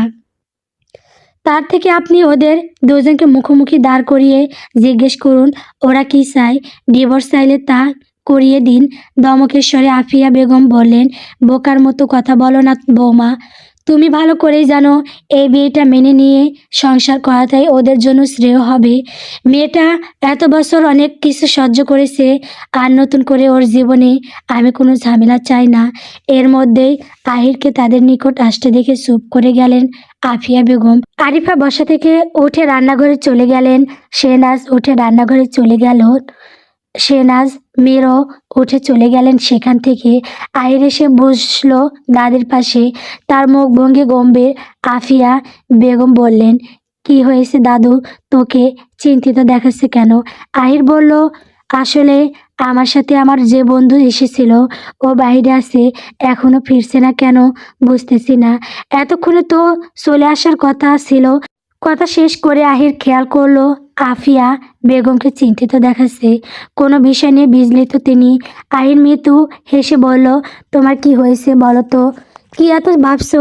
আফিয়া বেগম মৃদু হেসে বললেন, তেমন কিছু না, তোকে কিছু জিজ্ঞেস করতে চাই। যদিও তোর বাবা এই বিষয়ে কথা বলতে আপাতত নিষেধ করেছে, তাও আচ্ছা দাদু ভাই, নোহার সাথে তোর দেখা হয়েছে? আহির সম্মতি সূচক মৃদু মাথা নাড়ল। আফিয়া বেগম পুনরায় বললেন, ওর ব্যাপারে কি ভেবেছিস? ওকে তোর কেমন লাগলো? সহসাই এমন প্রশ্নে বিমূঢ় হলো আহির। অপ্রস্তুত হয়ে পড়ল। কথাটা তার ভেতরটা কেমন যেন এলোমেলো করে দিল। নিজেকে হঠাৎ অসামঞ্জস্যে পেল। আফিয়া বেগমের প্রশ্নবোধক চাউনি লক্ষ্য করে শান্ত কণ্ঠে বলল, নুহার ব্যাপারে কি ভাববো? আফিয়া বেগম বললেন, কিছু তো ভাবা উচিত ছিল। নুহা তোর স্ত্রী, এত বছর পর এখন সত্যি ভাবার সময় এসেছে দাদু ভাই। নুহার সব দিক দিয়ে তোর যোগ্য মেয়েটা একটু ছন্নছাড়া বটে, তবে এতে ওর কোনো দোষ নেই। পরিস্থিতি যে ওর অনুকূলে ছিল, ওইটুকু বয়সে নিজের মা বাবা ছাড়া সম্পূর্ণ আলাদা একটা পরিবেশে এসে বেড়ে উঠেছে। আহির কৌতূহল নিয়ে বলল, ওনার মা বাবা কি হয়েছে? আমার যতদূর মনে আছে, ছোট চাচুর সাথে আমার দেখা হয়েছিল। ওনারা তাদের মেয়েকে একা ছাড়লো কেন? ওরা আর বেঁচে নেই? আফিয়া বেগম কাপা গলায় বলল। থামকালো আহির অবিশ্বাসের সুরে বলল, বেঁচে নেই মানে? কি হয়েছিল ওনাদের? সেই সময়কার কথা তোর মনে আছে? তোর দাদু তখন খুব অসুস্থ। তোর ছোট শাশুকে দেখতে চেয়েছিলেন। ফাইজকে খবর পাঠানোর পর সে এলো, সঙ্গে তার স্ত্রী রুহি আর নিশিকে নিয়ে। নুহার তখন পরীক্ষা ছিল, তাই ওকে আনা হয়নি। তারপর তোর দাদুর কথা মনে দুই ভাই নিজেদের মধ্যকার ঝামেলা মিটিয়ে নিল। কিন্তু তোর দাদু কোনোভাবেই নিশ্চিত হতে পারছিলেন না যে তোরা ভবিষ্যতে আলাদা হয়ে যাবি না। উনি চাইছিলেন তিনি না থাকলেও তার দুই ছেলে যেন একসঙ্গে মিলেমিশে থাকে। তখনই তোর দাদু একটা সিদ্ধান্ত নিলেন, নুহা সঙ্গে তোর বিয়ের দিয়ে যাওয়ার কথা তিনি ভাবলেন। যদি নুহা আর তোর সম্পর্ক হয়, তাহলে দুই ভাই কখনো আলাদা হতে পারবে না। তোর দাদু দুই ভাইকেও রাজি করিয়ে ফেললেন। বিয়ের দিন সকালে নুহার আনা হলো, তারপর তোর সঙ্গে বিয়ের আয়োজন করা হলো। কিন্তু বিয়ের দিন রাতে তুই পালালি। তুই পালানোর পর তোর দাদু ভেতর থেকে ভেঙে পড়লেন। চিন্তায় দুশ্চিন্তায় উনি আরও অসুস্থ হয়ে গেলেন। তোর যাওয়ার 13 দিনের মাথায় তিনি আমাদের সবাইকে ছেড়ে চলে গেলেন। তবে আমার মনের ভেতর একটা শান্তি এই ভেবে লাগছিল যে তিনি যাওয়ার আগে আমার দুই ছেলেকে এক ছাদের নিচে এনে দিয়েছিলেন। তোর শাশুকে বোঝালাম এ বাড়িতে থাকার জন্য। ফায়েজ অবশেষে রাজিও হয়ে গেল। তোর শাশুর অফিস অনেক দূরে ছিল, তাই উনি কাছাকাছি অফিস তৈরির ব্যবস্থা করতে শুরু করলেন। রুহি আর ফায়েজ দুজনেই সেই কাজ নিয়ে খুব ব্যস্ত ছিল। এজন্য নিশি আর নুহা তখন এ বাড়িতেই থাকতে শুরু করলো। তবে এই সময়টাতেই তোর মা নুহাকে একদম সহ্য করতে পারতো না। তার মনে হতো নুহার জন্যই তুই বাড়ি ছেড়ে চলে গেছিস। তোর বাবার সঙ্গে কথায় কথায় তর্ক করত, নুহাকে নানা অপমানজনক কথা বলতো, কিন্তু নুহা সেসময় বিশেষ পাত্তা দিত না। সব কিছু চুপচাপ সহ্য করত। এত কিছুর মাঝে দিব্যি হই হই করে বেড়াতো চঞ্চল দুরন্ত একটা মেয়ে। দিনগুলো ভালোই চলছিল, কিন্তু সব কিছু তছনছ করে দিল সেই দুর্বিষহ দিন, যেদিন তোর শাশু আর শাশি আম্মার অ্যাক্সিডেন্টের খবর পেলাম। দুর্ঘটনার ওরা দুজনই চলে গেল। তোর শাশু আর শাশি আম্মার অ্যাক্সিডেন্টের খবরটা নুহা কিছুতেই মেনে নিতে পারছিল না। সে বিশ্বাসই করতে চাইছিল না এটা অ্যাক্সিডেন্ট, কেন জানি না। বারবার বলছিল তার বাবা মাকে করা হয়েছে। তোর বাবা নুহার এই কথাগুলোকে অতটা গুরুত্বও দেয়নি, কিন্তু তারপর থেকে নোয়া কেমন যেন বদলে গেল। সেই শান্তশিষ্ট ভদ্র হাসিখুশি মেয়েটা হঠাৎ একদম অন্যরকম হয়ে গেল। কথায় কথায় তর্ক করা, ছোটোখাটো বিষয়ে রাগ করে চেঁচামেচি করা, আর সারাক্ষণ গম্ভীর মুখে ঘুরে বেড়ানো, এটাই যেন নোয়ার নতুন স্বভাব হয়ে গেল। বাড়ির কারোর সঙ্গে সে আর ভালোভাবে কথা বলে না। তোর মায়ের সঙ্গে তো কথায় কথায় ঝগড়া লেগে থাকে। তোর ফুপি আর তোর বাবার কথাও সে শোনার প্রয়োজন মনে করে না। এমনকি বাড়ির অন্য কেউ কিছু বললেও সে তেমন কোনো প্রতিক্রিয়া দেখায় না। মেয়েটারই বা কী দোষ বল, অতটুকু বয়সে এত কিছু সহ্য করেছে। কথা বলতে বলতে আফিয়া বেগমের চোখ দুটো অশ্রুসিক্ত হয়ে উঠল। তিনি হাত দ্বারা তা মুছে পুনরায় বললেন, নুহা আসলে ভেতর থেকে ভীষণ নিঃসঙ্গ রে দাদু ভাই। জীবন ওর কাছে থেকে দুই হাত ভরে শুধু কেড়ে নিয়েছে। ওর এখন এমন একজন মানুষের ছায়া বড্ড প্রয়োজন, যাকে ও অন্ধের মতো বিশ্বাস করতে পারবে, যে ওকে আগলে রাখবে, ওর মনটাটুকুও বুঝতে শিখবে। আমি ওকে আবার সেই আগের মতো প্রাণোচ্ছল দেখতে চাই, ঠিক যেমনটা ও প্রথমবার এই বাড়িতে এসে হাসতো। তুই কি পারবি না ওর জীবনের সেই হারানো রঙগুলো ফিরিয়ে দিতে? তুই ওর পাশে থাকলে আমি অত্যন্ত শান্তিতে মরতে পারতাম। আফিয়া বেগমের কথা শেষ হতে না হতেই হন্তদন্ত হয়ে বাড়ির সদর দরজা দিয়ে ভেতরে ঢুকলো নিশি। তার আলু থালু বেশ আর বিপর্যস্ত চেহারা দেখে আফিয়া বেগম আতঙ্কে উঠলেন। তিনি ব্যস্ত হয়ে শুধালেন, তোর এই দশা কেন দাদু? কি হয়েছে তোর? নিশি তাৎক্ষণিক কোনো উত্তর দিল না। তার নিরেট দৃষ্টি একবার আহিরের ওপর দিয়ে স্থির হয়ে আবার সরে গেল। সে ধীর পায়ে আফিয়া বেগমের পাশে গিয়ে ধপ করে বসে পড়ল। বিষণ্ণ আর ক্লান্ত গলায় বলল, অ্যাক্সিডেন্ট হয়েছিল দাদুমণি। একটুর জন্য সাক্ষাৎ আজরাইল এর হাত থেকে বেঁচে ফিরেছি। আপু কোথায়? ওকে একটু দেখো না। দেখো হাতে কতটাও জখম হয়েছে, বড্ড জ্বলছে আমার। নিশি তার চলে যাওয়া হাতটি মেলে ধরল। আরিফা বেগম তড়িৎ পায়ে সেখানে উপস্থিত হলেন এবং নোয়ার নাম ধরে কয়েকবার হাঁক ছাড়লেন।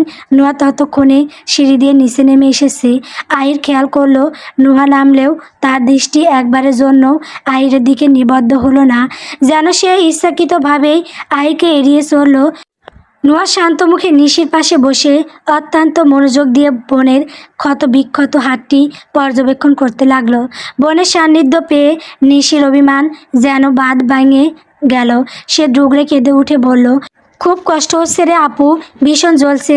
নোয়া কিঞ্চিত করা গলায় বলল, তুই কি কোনোদিনও সাবধানে চলতে শিখবি না? জীবনে প্রতিবার একা বাড়ির বাইরে পা রাখলি, আর তাতেই এই কাণ্ড ঘটিয়ে বসলি। নিশি তার কান্না থামিয়ে বলল, সব দোষ কি আমার একার নাকি? ওই গাড়ির অসভ্য ড্রাইভারের কোনো ভুল ছিল না? ভুল করে মানুষ মারতে বসেছিল, অথচ একটা সরি পর্যন্ত বলার রুচি হয়নি লোকটার। চরম অভদ্র একটা মানুষ। আরিফা রান্নাঘরের দিক থেকে গজগজ করতে করতে ওষুধের পাত্র নিয়ে এলেন। তিনি নিশির পক্ষ নিয়ে বললেন, ঠিকই তো বলছে মেয়েটা, কেউ কি ইচ্ছা করে গাড়ির নিচে পড়ে? আহারে কতটা চলে গেছে দেখো। সেবা যত্ন করার বদলে উল্টো বকাবকি শুরু করেছো। নুহা আরিফা কথায় কোনো প্রতিউত্তর না দিয়ে নিশির হাতে ওষুধ লাগাতে শুরু করলো। ক্ষণে ক্ষণে যন্ত্রণার উপশম করতে সে ক্ষত স্থানে ফু দিচ্ছিল আর নিশির বকবকানি শুনছিল। ঠিক সেই সময় ঘরের প্রবেশদ্বারে উদয় হলো সালমান। তাকে দেখা মাত্রই আহির বলে উঠল, কোথায় ছিলি রে তুই? এইটুকু পথ আসতে এত যুগ সময় লাগে? আহিরের কণ্ঠ শুনে একজোড়া চোখ স্থির হলো সালমানের উপর। পর মুহূর্তে নিশি যেন বিদ্যুৎ স্পৃষ্টের মতো সোফা ছেড়ে দাঁড়িয়ে পড়ল। উত্তেজিত কণ্ঠে আঙুল উঁচিয়ে সে চিৎকার করে উঠল, আপনি আপনি এখানে কি করছেন? হ্যাঁ, সালমান অবাক হয়ে বলল, আরে তুমি তো সেই মরুভূমির, মানে সেই মেয়েটা। সোফা ছেড়েও তড়িৎ উঠে দাঁড়ালো নিশি। তার দুই চোখে তখন ক্রোধের স্ফুলিঙ্গ। নোয়া প্রশ্নবোধক দৃষ্টিতে নিশির দিকে তাকালেও আহির পুরো নাটকীয় দৃশ্যটা শান্ত মস্তিষ্কে অনুধাবন করার চেষ্টা করছে।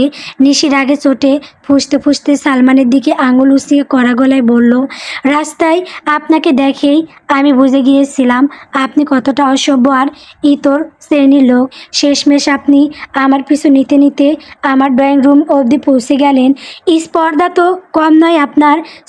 সালমানের মতো সে মোটেও দমে যাওয়ার পাত্র নয়। ঠোঁটের কোণে তাচ্ছিল্যের হাসি ঝুলিয়ে সে জবাব দিল, আরে ম্যাডাম, আপনার কি নিজেকে দীপিকা পাড়ুকোন মনে হয় যে আমি রণবীর খান হয়ে আপনার আঁচল ধরে পিছু পিছু চলে আসব? ওটা শাহরুখ খান হবে, বলল আহির। সালমান বলল, সে যাই হোক, কথাই ঝগড়া করা মহিলাটা কে বলতো? আর এ তোদের বাড়িতে কেন? নিশির রাগ একবার সপ্তমে চলল। আপনি আমাকে মহিলা বললেন, আর আমি এখানে কি করছি? মানে এটা আমারও বাড়ি, ঠিক আছে? আপনি বরং বলুন, এ বাড়িতে আপনার মতো অশালীন লোকের কি কাজ? নুহা নিশির হাত ধরে তাকে শান্ত করার চেষ্টা করলো। নিঃস্বরে শুধালো, নিশি একটু স্থির হ, কি হয়েছে পুরোটা খুলে বলতো। তুই ওনাকে চিনিস কিভাবে? আহির কয়েক পা এগিয়ে এসে নিশির সম্মুখে দাঁড়ালো, শান্ত গলায় বলল, আসলে ও আমার বন্ধু সালমান আমার সাথে এখানে এসেছে। কিন্তু তোমার সাথে ওর পরিচয় হলো কি করে? কোনো অপ্রীতিকর ঘটনা ঘটেছে কি? নিশি ব্রুকুসকে আহিরের আপদ মস্তক একবার পরখ করে নিল, তারপর জাজালো কণ্ঠে প্রশ্ন ছুড়ল, আপনি কে? মুহূর্তের জন্য আহির থমকে গেল। নুহা অবচেতনভাবেই একবার আহিরের চোখের দিকে তাকালো। দুজনের দৃষ্টি সেই ক্ষণিক সংঘর্ষে কি যেন এক অব্যক্ত কথা বলা হয়ে গেল। নুহা তড়িৎ চোখ সরিয়ে নিলেও আহির ম্লান হাসলো, উত্তর দিল, আমি আহির। তোমার আমাকে না চেনাটাই স্বাভাবিক। নিশি তড়িৎ জবাব দিল, না, খুব ভালো করেই চিনি আপনাকে। আমাকে যে গাড়িটা ধাক্কা দিয়ে ফেলে দিয়েছিল সেই গাড়িতে এই লোকটাও ছিল, আপনার বন্ধু। আমাকে একটা সরি পর্যন্ত বলার প্রয়োজন মনে করেনি, উল্টো আমাকে বলেছে আমি নাকি মহারানী আর ক্যাকটাস। নুহা তাজ্জব বনে গেল। সে বুঝে উঠতে পারল না কি বলা উচিত। আহির এবার কড়া চোখে সালমানের দিকে ফিরল, গম্ভীর স্বরে শুধালো, তুই কি সত্যি ওকে এসব বলেছিস? সালমান নির্বিকার চিত্রে সোফায় হেলান দিয়ে বলল, বলেছি, বেশ করেছি। ও কি কোনো অংশে কম যায়? সবার আগেও আমাকে ননসেন্স আর অসভ্য বলেছে। আমি কি করব? আপনি কাজটাই এমন করেছিলেন। নিশি পাল্টা জবাব দিল। সালমানকে আর কোনো প্রতি উত্তরের সুযোগ না দিয়ে আহির শীতল কণ্ঠে বলল, ওর আচরণের জন্য আমি ক্ষমা চেয়ে নিচ্ছি। ওর উচিত ছিল তখনই সরি বলা। সালমান অনিচ্ছা সত্ত্বেও কাজ ঝাঁকিয়ে বলল, ঠিক আছে, সরি। তবে গাড়িটা কিন্তু আমি চালাচ্ছিলাম না, কিন্তু মুখ তো আপনারই চলছিল।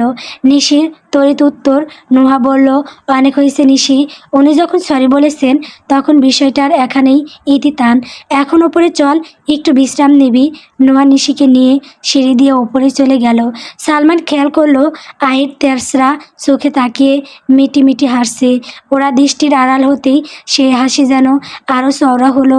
সালমান বিরস মুখে সোফায় নিজেকে এলিয়ে দিল, এত দাঁত বের করে হাসিস না তো, ভাগ্যিস তোর বিয়ে এর সাথে হয়নি, নয়তো বুঝতিস কত ধ্যানে কত সাল। নুহা ঘরে ঢুকে খাটের এক কোণে কোনো মতে বসতে নিশি ঝড়ে বেগে এসে তাকে শক্ত করে জড়িয়ে ধরল। বোনের এই আকস্মিক আলিঙ্গনে নুহা কিছুটা হতভম্ব হয়ে গেল। কাঁধের ওপর নিশির উষ্ণ চোখের জল অনুভব করে নুহার বুকটা ব্যথায় হু হু করে উঠল। সে নিশির মাথায় হাত বুলিয়ে শুধালো, কাঁদছিস কেন? কতটা কি খুব বেশি জ্বালা করছে, নাকি অন্য কোথাও চোট পেয়েছিস যা আমায় বলিসনি? চল আমরা বরং একবার ডাক্তারের কাছে যাই, কোথাও লেগেছে তোর। নিশি নুহাকে ছেড়ে দিয়ে তার দু চোখ সোজা নুহার চোখের উপর রাখলো। আমার আঘাত নিয়ে তোকে ভাবতে হবে না আপু, তুই শান্ত হ। ওই লোকটা যে ফিরে এসেছে, তুই আমায় বলিসনি কেন? তোকে বাড়ির কেউ কিছু বলেছে? ওই লোকটা কি এই ঘরেই থাকবার চেষ্টা করছে? তুই ওকে কিছু বলিসনি কেন? নোহা সামান্য হাসলো, শান্ত গলায় উত্তর দিল, একসাথে এত প্রশ্ন করিস না তো, তেমন কিছুই হয়নি। আর আমাকে কে কী বলবে বল? ওনার সাথে আমার কোনো কথাই হয়নি, আর উনিও নিজ থেকে তেমন কোনো চেষ্টা করেননি। তুই রিল্যাক্স কর। নিশি যেন নোহার কথায় আশ্বস্ত হতে পারল না। সে উত্তেজিত হয়ে বলল, তুই রিল্যাক্স থাকতে বলছিস কিভাবে? এখন কি হবে তুই ভেবেছিস? বাড়ির সবাই তো এখন তোকে বাধ্য করবে ওই লোকটার সাথে সংসার করতে। বললে বলবে। নিশি স্থির দৃষ্টিতে নুহার চোখের গভীরতা মাপার চেষ্টা করলো। নুহা মনে হলো সেই চোখে চোখ রাখার সাহস তার নেই। নিশি বয়সে ছোট হলেও জীবনের ঘাত প্রতিঘাত ওকে সময়ের আগে বুদ্ধিমতী করে তুলেছে। নুহা প্রসঙ্গ পাল্টানোর চেষ্টায় খাট থেকে উঠে বুক সেলফের বইগুলো অকারণে গুছাতে শুরু করলো, কিন্তু নিশি তাকে ছাড়ল না। সে এগিয়ে এসে নোহার হাত থেকে বইটা কেড়ে নিয়ে পুনরায় তাকে বুকে জড়িয়ে নিল। তোর বড্ড কষ্ট হচ্ছে না রে আপু? আমি জানি তুই কাউকে কিছু বলতে পারছিস না, কিন্তু তোর ভেতরটা যে দুমড়ে মুচড়ে যাচ্ছে তা আমি অনুভব করতে পারছি। তুই একদম মন খারাপ করিস না। আব্বু আম্মু আমাদের সাথে নেই তো কি হয়েছে? তোর এই নিশি তো আছে, সে এখন অনেক বড় হয়ে গেছে। নোয়ার চোখের কোণ ভিজে উঠল। সে অশ্রুসিক্ত চোখে হাসলো। জানি তো তুই আমার ছায়া হয়ে আসিস, কিন্তু তুই এত তাড়াতাড়ি বড় হয়ে যাচ্ছিস কেন বলতো? আমার সেই চঞ্চল ছোট নিশিকেই যে বড্ড বেশি পছন্দ, আর আমার পছন্দ সেই হাসতে থাকা নুহাকে। কথাটা শেষ করে নিশি দুষ্টুমি করে নুহাকে কাতুকুতু দিতে শুরু করলো। নুহা প্রস্তুত হয়ে খিলখিল করে হেসে উঠল। নিশির হাত থেকে বাঁচতে সে সারা ঘরে দৌড়াতে লাগলো, আর নিশিও হাসি মুখে তার পিছু নিল। মেয়ের মহলের সেই রুদ্রদ্বার কক্ষে কতক্ষণ পর যেন কান্নার সুর ছাপিয়ে হাসির গুঞ্জন প্রতিধ্বনিত হতে লাগলো। গোধূলির লগ্ন ঘনিয়ে আসছে। দিনের সোনালি আলো ধীরে ধীরে তার ডানা গুটিয়ে নিচ্ছে পৃথিবীর বুক থেকে পশ্চিম আকাশে। তখন আবির আর নালিমার এক অপূর্ব মিতালি, একদিকে কমলার আভা, অন্যদিকে গাঢ় বেগুনি অস্তগামী সূর্যটা হেলে পড়েছে দিগন্তের ওপারে। তার শেষ রশ্মিটুকু গাছের পল্লব শুয়ে শুয়ে পরম মমতায় ঝর্ণা ধারার মতো গড়িয়ে পড়ছে তৃণাচ্ছাদিত মাটিতে। দূরাকাশ দিয়ে নীরমুখী পাখিরা ডানা জাপটে উড়ে যাচ্ছে গন্তব্যের টানে। জানালার চৌখাটে মূর্তির মতো দাঁড়িয়ে আহির, তার স্থির দৃষ্টি নিবদ্ধ নিচের সেই নিষিদ্ধ ভূখণ্ডে, যেখানে প্রতিদিন এক মানবী এসে ধরা দেয় মায়ার রূপে। আজ প্রতীক্ষার প্রহর যেন কিছুতেই কাটতে চাইছে না। প্রতিটি সেকেন্ড আহিরের হৃদয়ে এক একটি দীর্ঘশ্বাসের মতো আছড়ে পড়ছে। গ্রীষ্মের তৃষার্ত চাতক যেমন এক ফোঁটা বাড়ি ধারায় জন্য আকাশ পানে চেয়ে থাকে, আহিরের হাহাকার মাখা অন্তরটিও আজ তেমনই ব্যাকুল। কেন এত দেরি? নুহার এই অস্থিরতা, হৃৎপিণ্ডের এই অবাধ্য স্পন্দন কি আগে কখনো অনুভব করেছে সে? হয়তো না। অবশেষে সমস্ত প্রতীক্ষার জবনিকা ঘটিয়ে এক পশলা আকস্মিক বৃষ্টির মতোই নুহার আগমন ঘটল। আহিরের চাটক আঁখি মুহূর্তেই তৃপ্তি হলো। নুহা আসবা মাত্রই অভ্যাসবশত খরগোশদের সেই ছোট্ট কাঠ নির্মিত ঘরটি খুলে দিল। সঙ্গে আনা টাটকা গাজরের টুকরোগুলো যখন সে বাড়িয়ে ধরল, চঞ্চল প্রাণীগুলো যেন উৎসবে মেতে উঠল। কেউ নুহার কোলের উপর আধিপত্য বিস্তার করছে, কেউ বা চারপাশ ঘিরে শুরু করেছে আনন্দ নৃত্য। নুহা খিলখিল করে হেসে উঠল। সেই হাসির জিলিক যেন গোধূলির ম্লান আলোকই হার মানায়। একই ছাদের নিচে বসবাস করেও এমন প্রাণচ্ছন্ন নুহাকে দেখা আহিরের কাছে এক দুর্লভ বিলাসিতা। বাকিটা সময় তো সে এক গম্ভীর বিষাদ প্রতিমা হয়ে থাকে। গত কয়েকদিনে এই দৃশ্যটি দেখা আহিরের এক অন্য আসক্তিতে পরিণত হয়েছে, অথচ আজ তার শৈল মন যেন অবাধ্য হয়ে উঠল। দূর থেকে দেখা আর যথেষ্ট মনে হচ্ছিল না। এই মোহনীয় মুহূর্তের উষ্ণতা কাছ থেকে পাওয়ার জন্য তার আত্মা বিদ্রোহ শুরু করেছে। সে জানতে চায় ওই উষ্ণদর থেকে ঝরে পড়া শব্দগুলো খরগোশদের কানে ঠিক কী মায়া ছড়িয়ে দেয়। অসহ্য এক ব্যাকুলতায় সে পা বাড়ালো বাগানের দিকে। নিঃশব্দ চরণে নোহার ঠিক পিছনে গিয়ে দাঁড়ালো। কোনো এক ছায়ার উপস্থিতি টের পেয়ে নোহা পিছনে ফিরে তাকালো। ঘাসের গালেই চাই বসে থাকা সেই মানবকে। তখন কালো পোশাক আর খোলা চুলের অনন্যে এক মায়াবী অপার্থিব রূপবতী মনে হচ্ছিল। সূর্যের শেষ কমলা আভাটি নোয়ার মুখের উপর এসে পড়তেই আহিরের অষ্টকোণ থেকে অস্ফুট স্বরে বেরিয়ে এলো পুতুল একটা। নোয়া শব্দটা শুনতে না পেলেও আহিরের বিড়বিড়ানিতে তার কপালে বিরক্তির শঙ্খবাজ পড়ল। ভূপল্লব কুঁচকে গেল। আহির মুহূর্তের কিং কর্তবীর মোড়। সে এসেছে ঠিকই, কিন্তু আভিজাত্য আর আবেগের দ্বন্দ্বে কি বলবে তা যেন অকস্মাৎ বিস্মিত হলো। কিছুক্ষণ এক নিথর শব্দের পর সে অতি কষ্টে ধীর গলায় শুধালো, খরগোশগুলো। আপনার প্রশ্নটা উচ্চারণের পরক্ষণেই আহিরের ইচ্ছে করলো কোনো এক অতল গহ্বরে লুকিয়ে পড়তে। এমন অর্থহীন এক প্রশ্ন। নোহার বিস্ময়া বিষ্ট চোখের দিকে তাকিয়ে সে নিজের বোকামিতে নিজে দগ্ধ হতে লাগলো। নোহা কোনো শব্দ খরচ করলো না, শুধু নির্বাক থেকে কেবল মাথা নেড়ে সম্মতির স্বীকৃতি দিল। আহির সেই নিস্তবতার বোঝা সইতে না পেরে অসংলগ্ন স্বরে বলে উঠল, বিড়ালটাও আমার। নোহা শান্তস্বরে উত্তর দিল।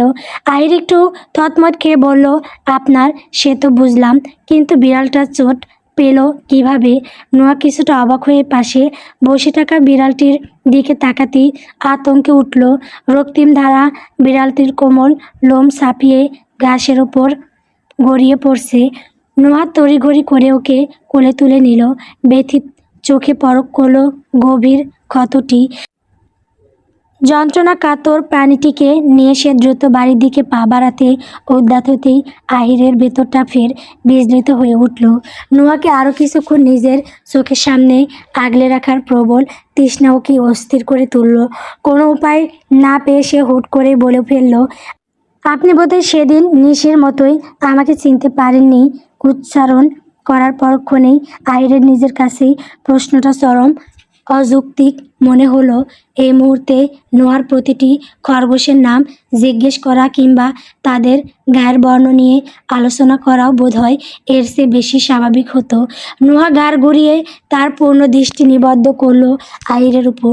সেই স্থির চাউনিতে আহির ভেতরে ভেতরে কুঁকড়ে যেতে লাগলো।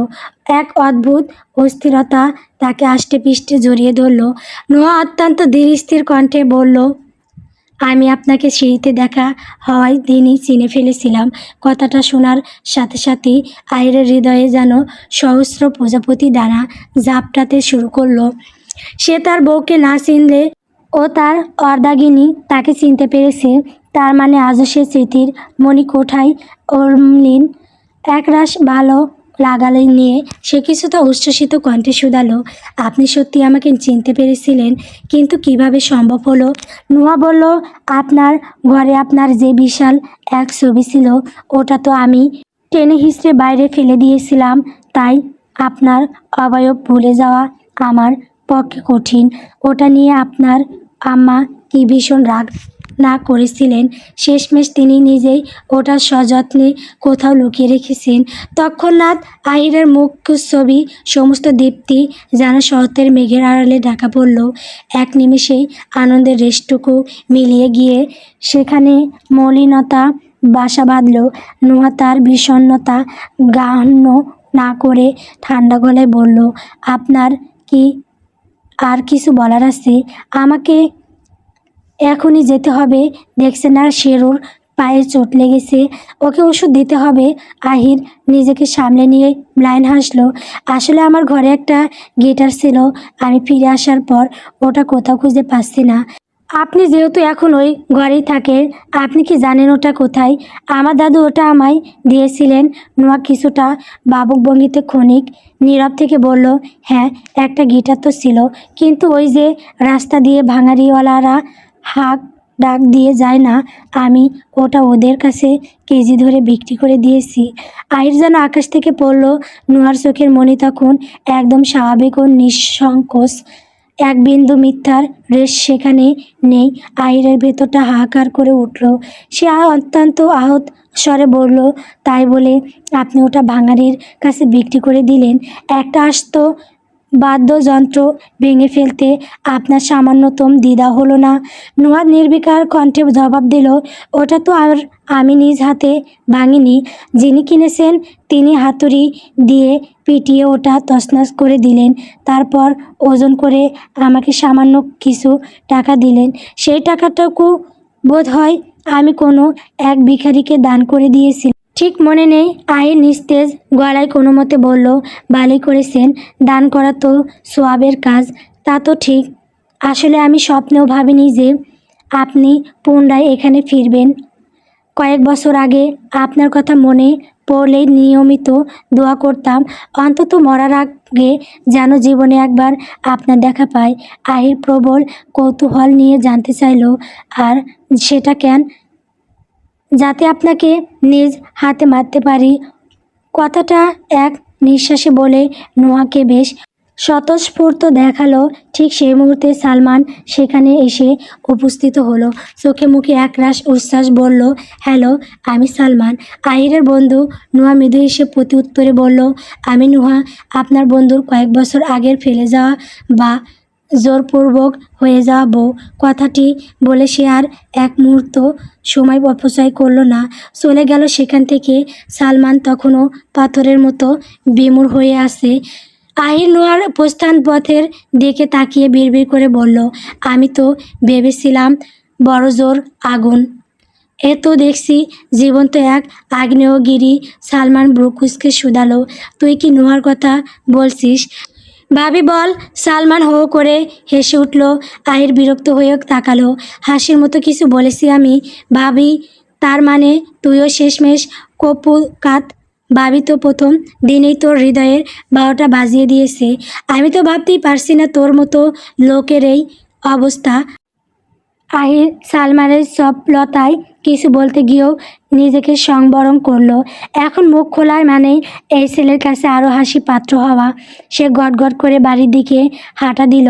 সালমান মিটিমিটি হাসতে হাসতে তার পিছু নিল এবং আহিরকে ইচ্ছামতো পচাতে লাগলো।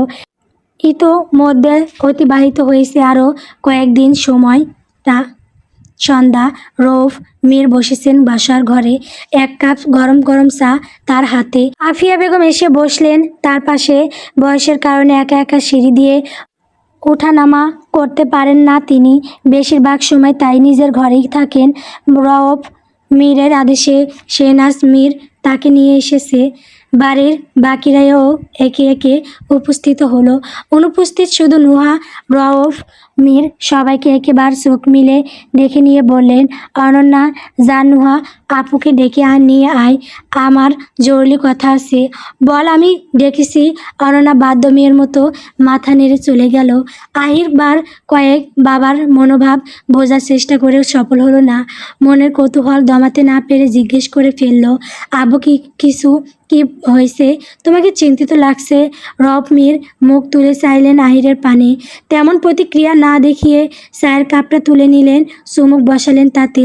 অতঃপর বললেন, দেখো, অনেক তো হলো, তোমার সমস্ত ফাতরামিও তো সহ্য করলাম আমরা। এবার সময় এসেছে সবটা ঠিক করার। তোমাকে এবার নুহাকে মেনে নিয়ে ওর সাথে সংসার করতে হবে।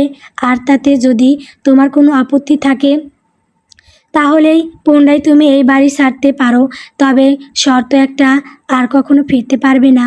এমনকি তোমাকে আমি কাগজ কলমে ত্যায্য পুত্র ঘোষণা করব। আর আমার মনে হয় না নুহাকে মেনে নিতে তোমার কোনো আপত্তি থাকা উচিত। তাও ভেবে দেখো। আহির রউফ মীরের কথায় প্রতি উত্তরে কিছু না বললেও ফুঁসে উঠলেন আরিফা বেগম। ক্ষিপ্ত কণ্ঠে বললেন, ওকে কেন বারবার বাড়ি থেকে বের হয়ে যেতে হবে বলুন তো? ও কি এ বাড়ির কেউ নয়? আর ওর ভুলটাই কেন আপনি বারবার উল্লেখ করেন? আপনাদের নিজেদের কি কোনো দোষ নেই? তখন ওর বয়সটা বিয়ে করার ছিল না। আপনি আপনার বাবা আর ভাই মিলে ওইটুকু ছেলের কাঁধে একটা বোঝা চাপিয়ে দিচ্ছিলেন। ও কিভাবে সহ্য করতো? একটা তীক্ষ্ণ কণ্ঠ ভেসে এলো মুহূর্তে। 1 মিনিট। মিসেস মীর। সিঁড়ির কাছ থেকে তড়িৎ পায়ে এগিয়ে আসলো নুহা। আরিফার সামনে দাঁড়িয়ে বলল, আপনি এখনই বোঝা কথাটা উল্লেখ করলেন। আচ্ছা, বোঝা বলতে আপনি কি আমাকে বোঝালেন? যদি আপনি আমাকে বুঝিয়ে থাকেন তাহলে বলি, আমার বাবা নিজে থেকে আমাকে আপনার ছেলের ঘাড়ে কিন্তু দেননি। এতটাও দুর্দিন বোধ হয় আমাদের আব্বুর ছিল না। আরিফা বেগম কঠিন গলায় বললেন, এখানে আমার ছেলের বাড়িতে থাকা না থাকা নিয়ে কথা হচ্ছে, তুমি মাঝখানে এসো না নোহা। কিন্তু আমি তো অলরেডি মাঝখানেই আছি। আপনার কোনো দিনও নিজের ছেলের দোষটা চোখে পড়ে না, তাই না? ওনাকে কখনো জিজ্ঞেস করছেন যদি ওনার পালানোর ছিল তাহলে বিয়ের আগে কেন পালালেন না? কেন বিয়েটা করে আমার জীবনটা নষ্ট করার পর ওনার সুবুদ্ধিটা হলো? এতটাও ছোট কিন্তু উনি ছিলেন না। রউফ মির কণ্ঠে বিরক্ত ঢেলে বললেন, আহ, কি শুরু করলে তোমরা? বলো তো নুহা, এসো এখানে বসো। আর তুমিও একটু নিজেকে সামলাও আরিফা। সন্তান স্নেহে এতটাও অন্ধ হওয়ার ঠিক না। নুহা শেহনাজ মীরের পাশে গিয়ে বসলে রউফ মির বলতে শুরু করলেন, দেখো বেশ কয়েকদিন তো হলো আইর ফিরেছে। আমরা চাই এবার তোমরা নিজেদের মধ্যে সম্পর্কটা মিটিয়ে নিয়ে সুখে সংসার করো। আর এই বিষয় নিয়ে আমি আম্মার সাথে কথা বলেছিলাম, কিন্তু আমার ভাষ্য মতে তোমাদের বিয়ের পর তোমরা অনেক দিন আলাদা ছিলে, তাই ধর্ম মতে তোমাদের আরও একবার বিয়ে হলে বিষয়টা সমীচীন হয়। আমি ভেবে দেখলাম এটা ছোটোখাটো আয়োজন করাই উচিত। এই সুযোগে আমাদের যত আত্মীয় স্বজন বা ব্যবসায়িক বন্ধু যারা আছে সবাইকে নিমন্ত্রণ করে তোমাদের সাথে আলাপ করিয়ে দেওয়া যাবে। সবাই পুনরায় তোমাদের বিয়ের সম্পর্কে অবগত হবে। তখন তো আর এত মানুষকে বলা হয়নি। প্রচণ্ড রাগে শরীর জ্বলতে লাগলো নোহার। কিছু ব্যক্ত করতেও পারছে না, আড়ষ্ট গলায় বলল, কিন্তু আঙ্কেল। রউফ মির বললেন, কি হয়েছে নুহা? তোমার কোনো সমস্যা থাকলে আমাদের বলতে পারো। অনুষ্ঠানের তারিখ বা আয়োজন সম্পর্কে মতামত নেওয়ার জন্যই আমি সবাইকে ডেকেছি। নুহা বসা থেকে উঠে পড়ল, আমি এই বিয়েটা করতে পারবো না। এমনিতে এতদিন ধরে একটা ছেলে মানুষের সম্পর্কের বোঝা আমাকে মাথায় করে বইতে হচ্ছে। আমি আর এই সম্পর্কটাকে বয়ে নিয়ে যেতে চাই না। এখন যখন উনি ফিরে এসেছেন তখন আমার মনে হয় ডিভোর্সের মাধ্যমে সবটা শেষ করা উচিত। আগে বয়স অল্প ছিল, ছোট ছিলাম, এখন আমি যথেষ্ট বড় হয়েছি। আমি চাই আপনি আমার আব্বুর অফিসের সব দায়িত্ব আমাকে বুঝিয়ে দিন। যদি বলেন তো আমি নিশিকে নিয়ে এই বাড়ি থেকে চলে যাব। আফিয়া বেগম অবাক গলায় বললেন, এসব তুই কি বাজে কথা বলছিস দাদুমণি? মাথা খারাপ হয়েছে তোর? এ বাড়ি থেকে নিশিকে নিয়ে চলে যাবি মানে? রউফ মির বললেন, নুহা তুমি যা বলছো ভেবে বলছো তো? তুমি ভালো করেই জানো এই বিয়েটা শুধুমাত্র ছেলে মানুষই নয়, আমার বাবার শেষ ইচ্ছা, তোমার বাবারও ইচ্ছে এতে জড়িয়ে। তুমি এই বিয়েটা ভাঙার কথা কিভাবে বলতে পারো? আর যদি বলো তোমার বাবার ব্যবসার কথা, তাহলে বলি তার সমস্ত সম্পত্তি তোমার আর নিশির নামেই আছে।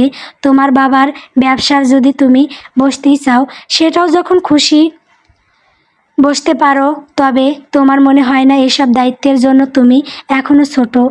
আহির তোমার সাথে থাকলে দুজন মিলে সবটা সামলানো সহজ হবে। তবে বিয়ে ভাঙা এসব কোনো ধরনের কথা। নুহার আশঙ্কায় সমস্ত মস্তিষ্কটা অনিয়ন্ত্রিত হয়ে পড়ল। কথাগুলো সব গলায় আটকে গেল। ঠিকঠাক কোনো যুক্তি মাথায় এলো না। শুধু বলল, আমার যা বলার আমি বলে দিয়েছি। আপনি বিচক্ষণ মানুষ আঙ্কেল, আশা করি বুঝবেন। কথাটা বলে দ্রুত স্থান ত্যাগ করলো। উপস্থিত সবাই হতভম্ব। আহির মলিন মুখে চেয়ে থাকলো নুহার যাওয়ার পানে। নিশিও নুহার পিছু চলে গেল। রউফ মির সবটাই দেখলেন। তিনি সামান্য হেসে বললেন, এই মেয়েটা এখনও বাচ্চা রয়ে গেল। কতই বা বয়স ওর? আচ্ছা, আমরা সবাই তো আছি, আমরাই একটা ঠিকঠাক তারিখ ঠিক করে ফেলি। কি বলো তোমরা? শেহনাজ মির চিন্তিত কণ্ঠে বললেন। কিন্তু ভাইজান, নুহা কি মানবে? দেখলেই তো না করে চলে গেল। আরিফাও সহমত দিয়ে বললেন, আমিও তো সেটাই বলছি। রউফ মির বললেন, এইসব কথা না বলে বরং তোমরা ওকে বোঝাও এই বিয়েটা কোনো ছেলে খেলা নয়। ওকে সেটা বুঝতে হবে। নুহা যথেষ্ট বুদ্ধিমতী, ওর ওপর আমার সম্পূর্ণ বিশ্বাস আছে। তোমরা বোঝালে ও ঠিক বুঝবে। রউফ মিরের কথা ওপরে কথা বলার সাহস কারও হলো না, বরং সবাই ওনার কথায় সহমত পোষণ করে বিয়ের তারিখ ঠিক করার মনোযোগ দিলেন। বেশ অনেকক্ষণ যাবৎ চলো আলোচনা। গল্প নির্বাণের পথে। গল্পটি কেমন হয়েছে কমেন্ট করে বলবেন। আমার চ্যানেলে নতুন নতুন গল্প পেতে সবাই আমার চ্যানেলটিকে সাবস্ক্রাইব করবেন। সাবস্ক্রাইব করলে গল্প দেওয়া হবে, তাছাড়া দেওয়া হবে না। ধন্যবাদ সবাইকে।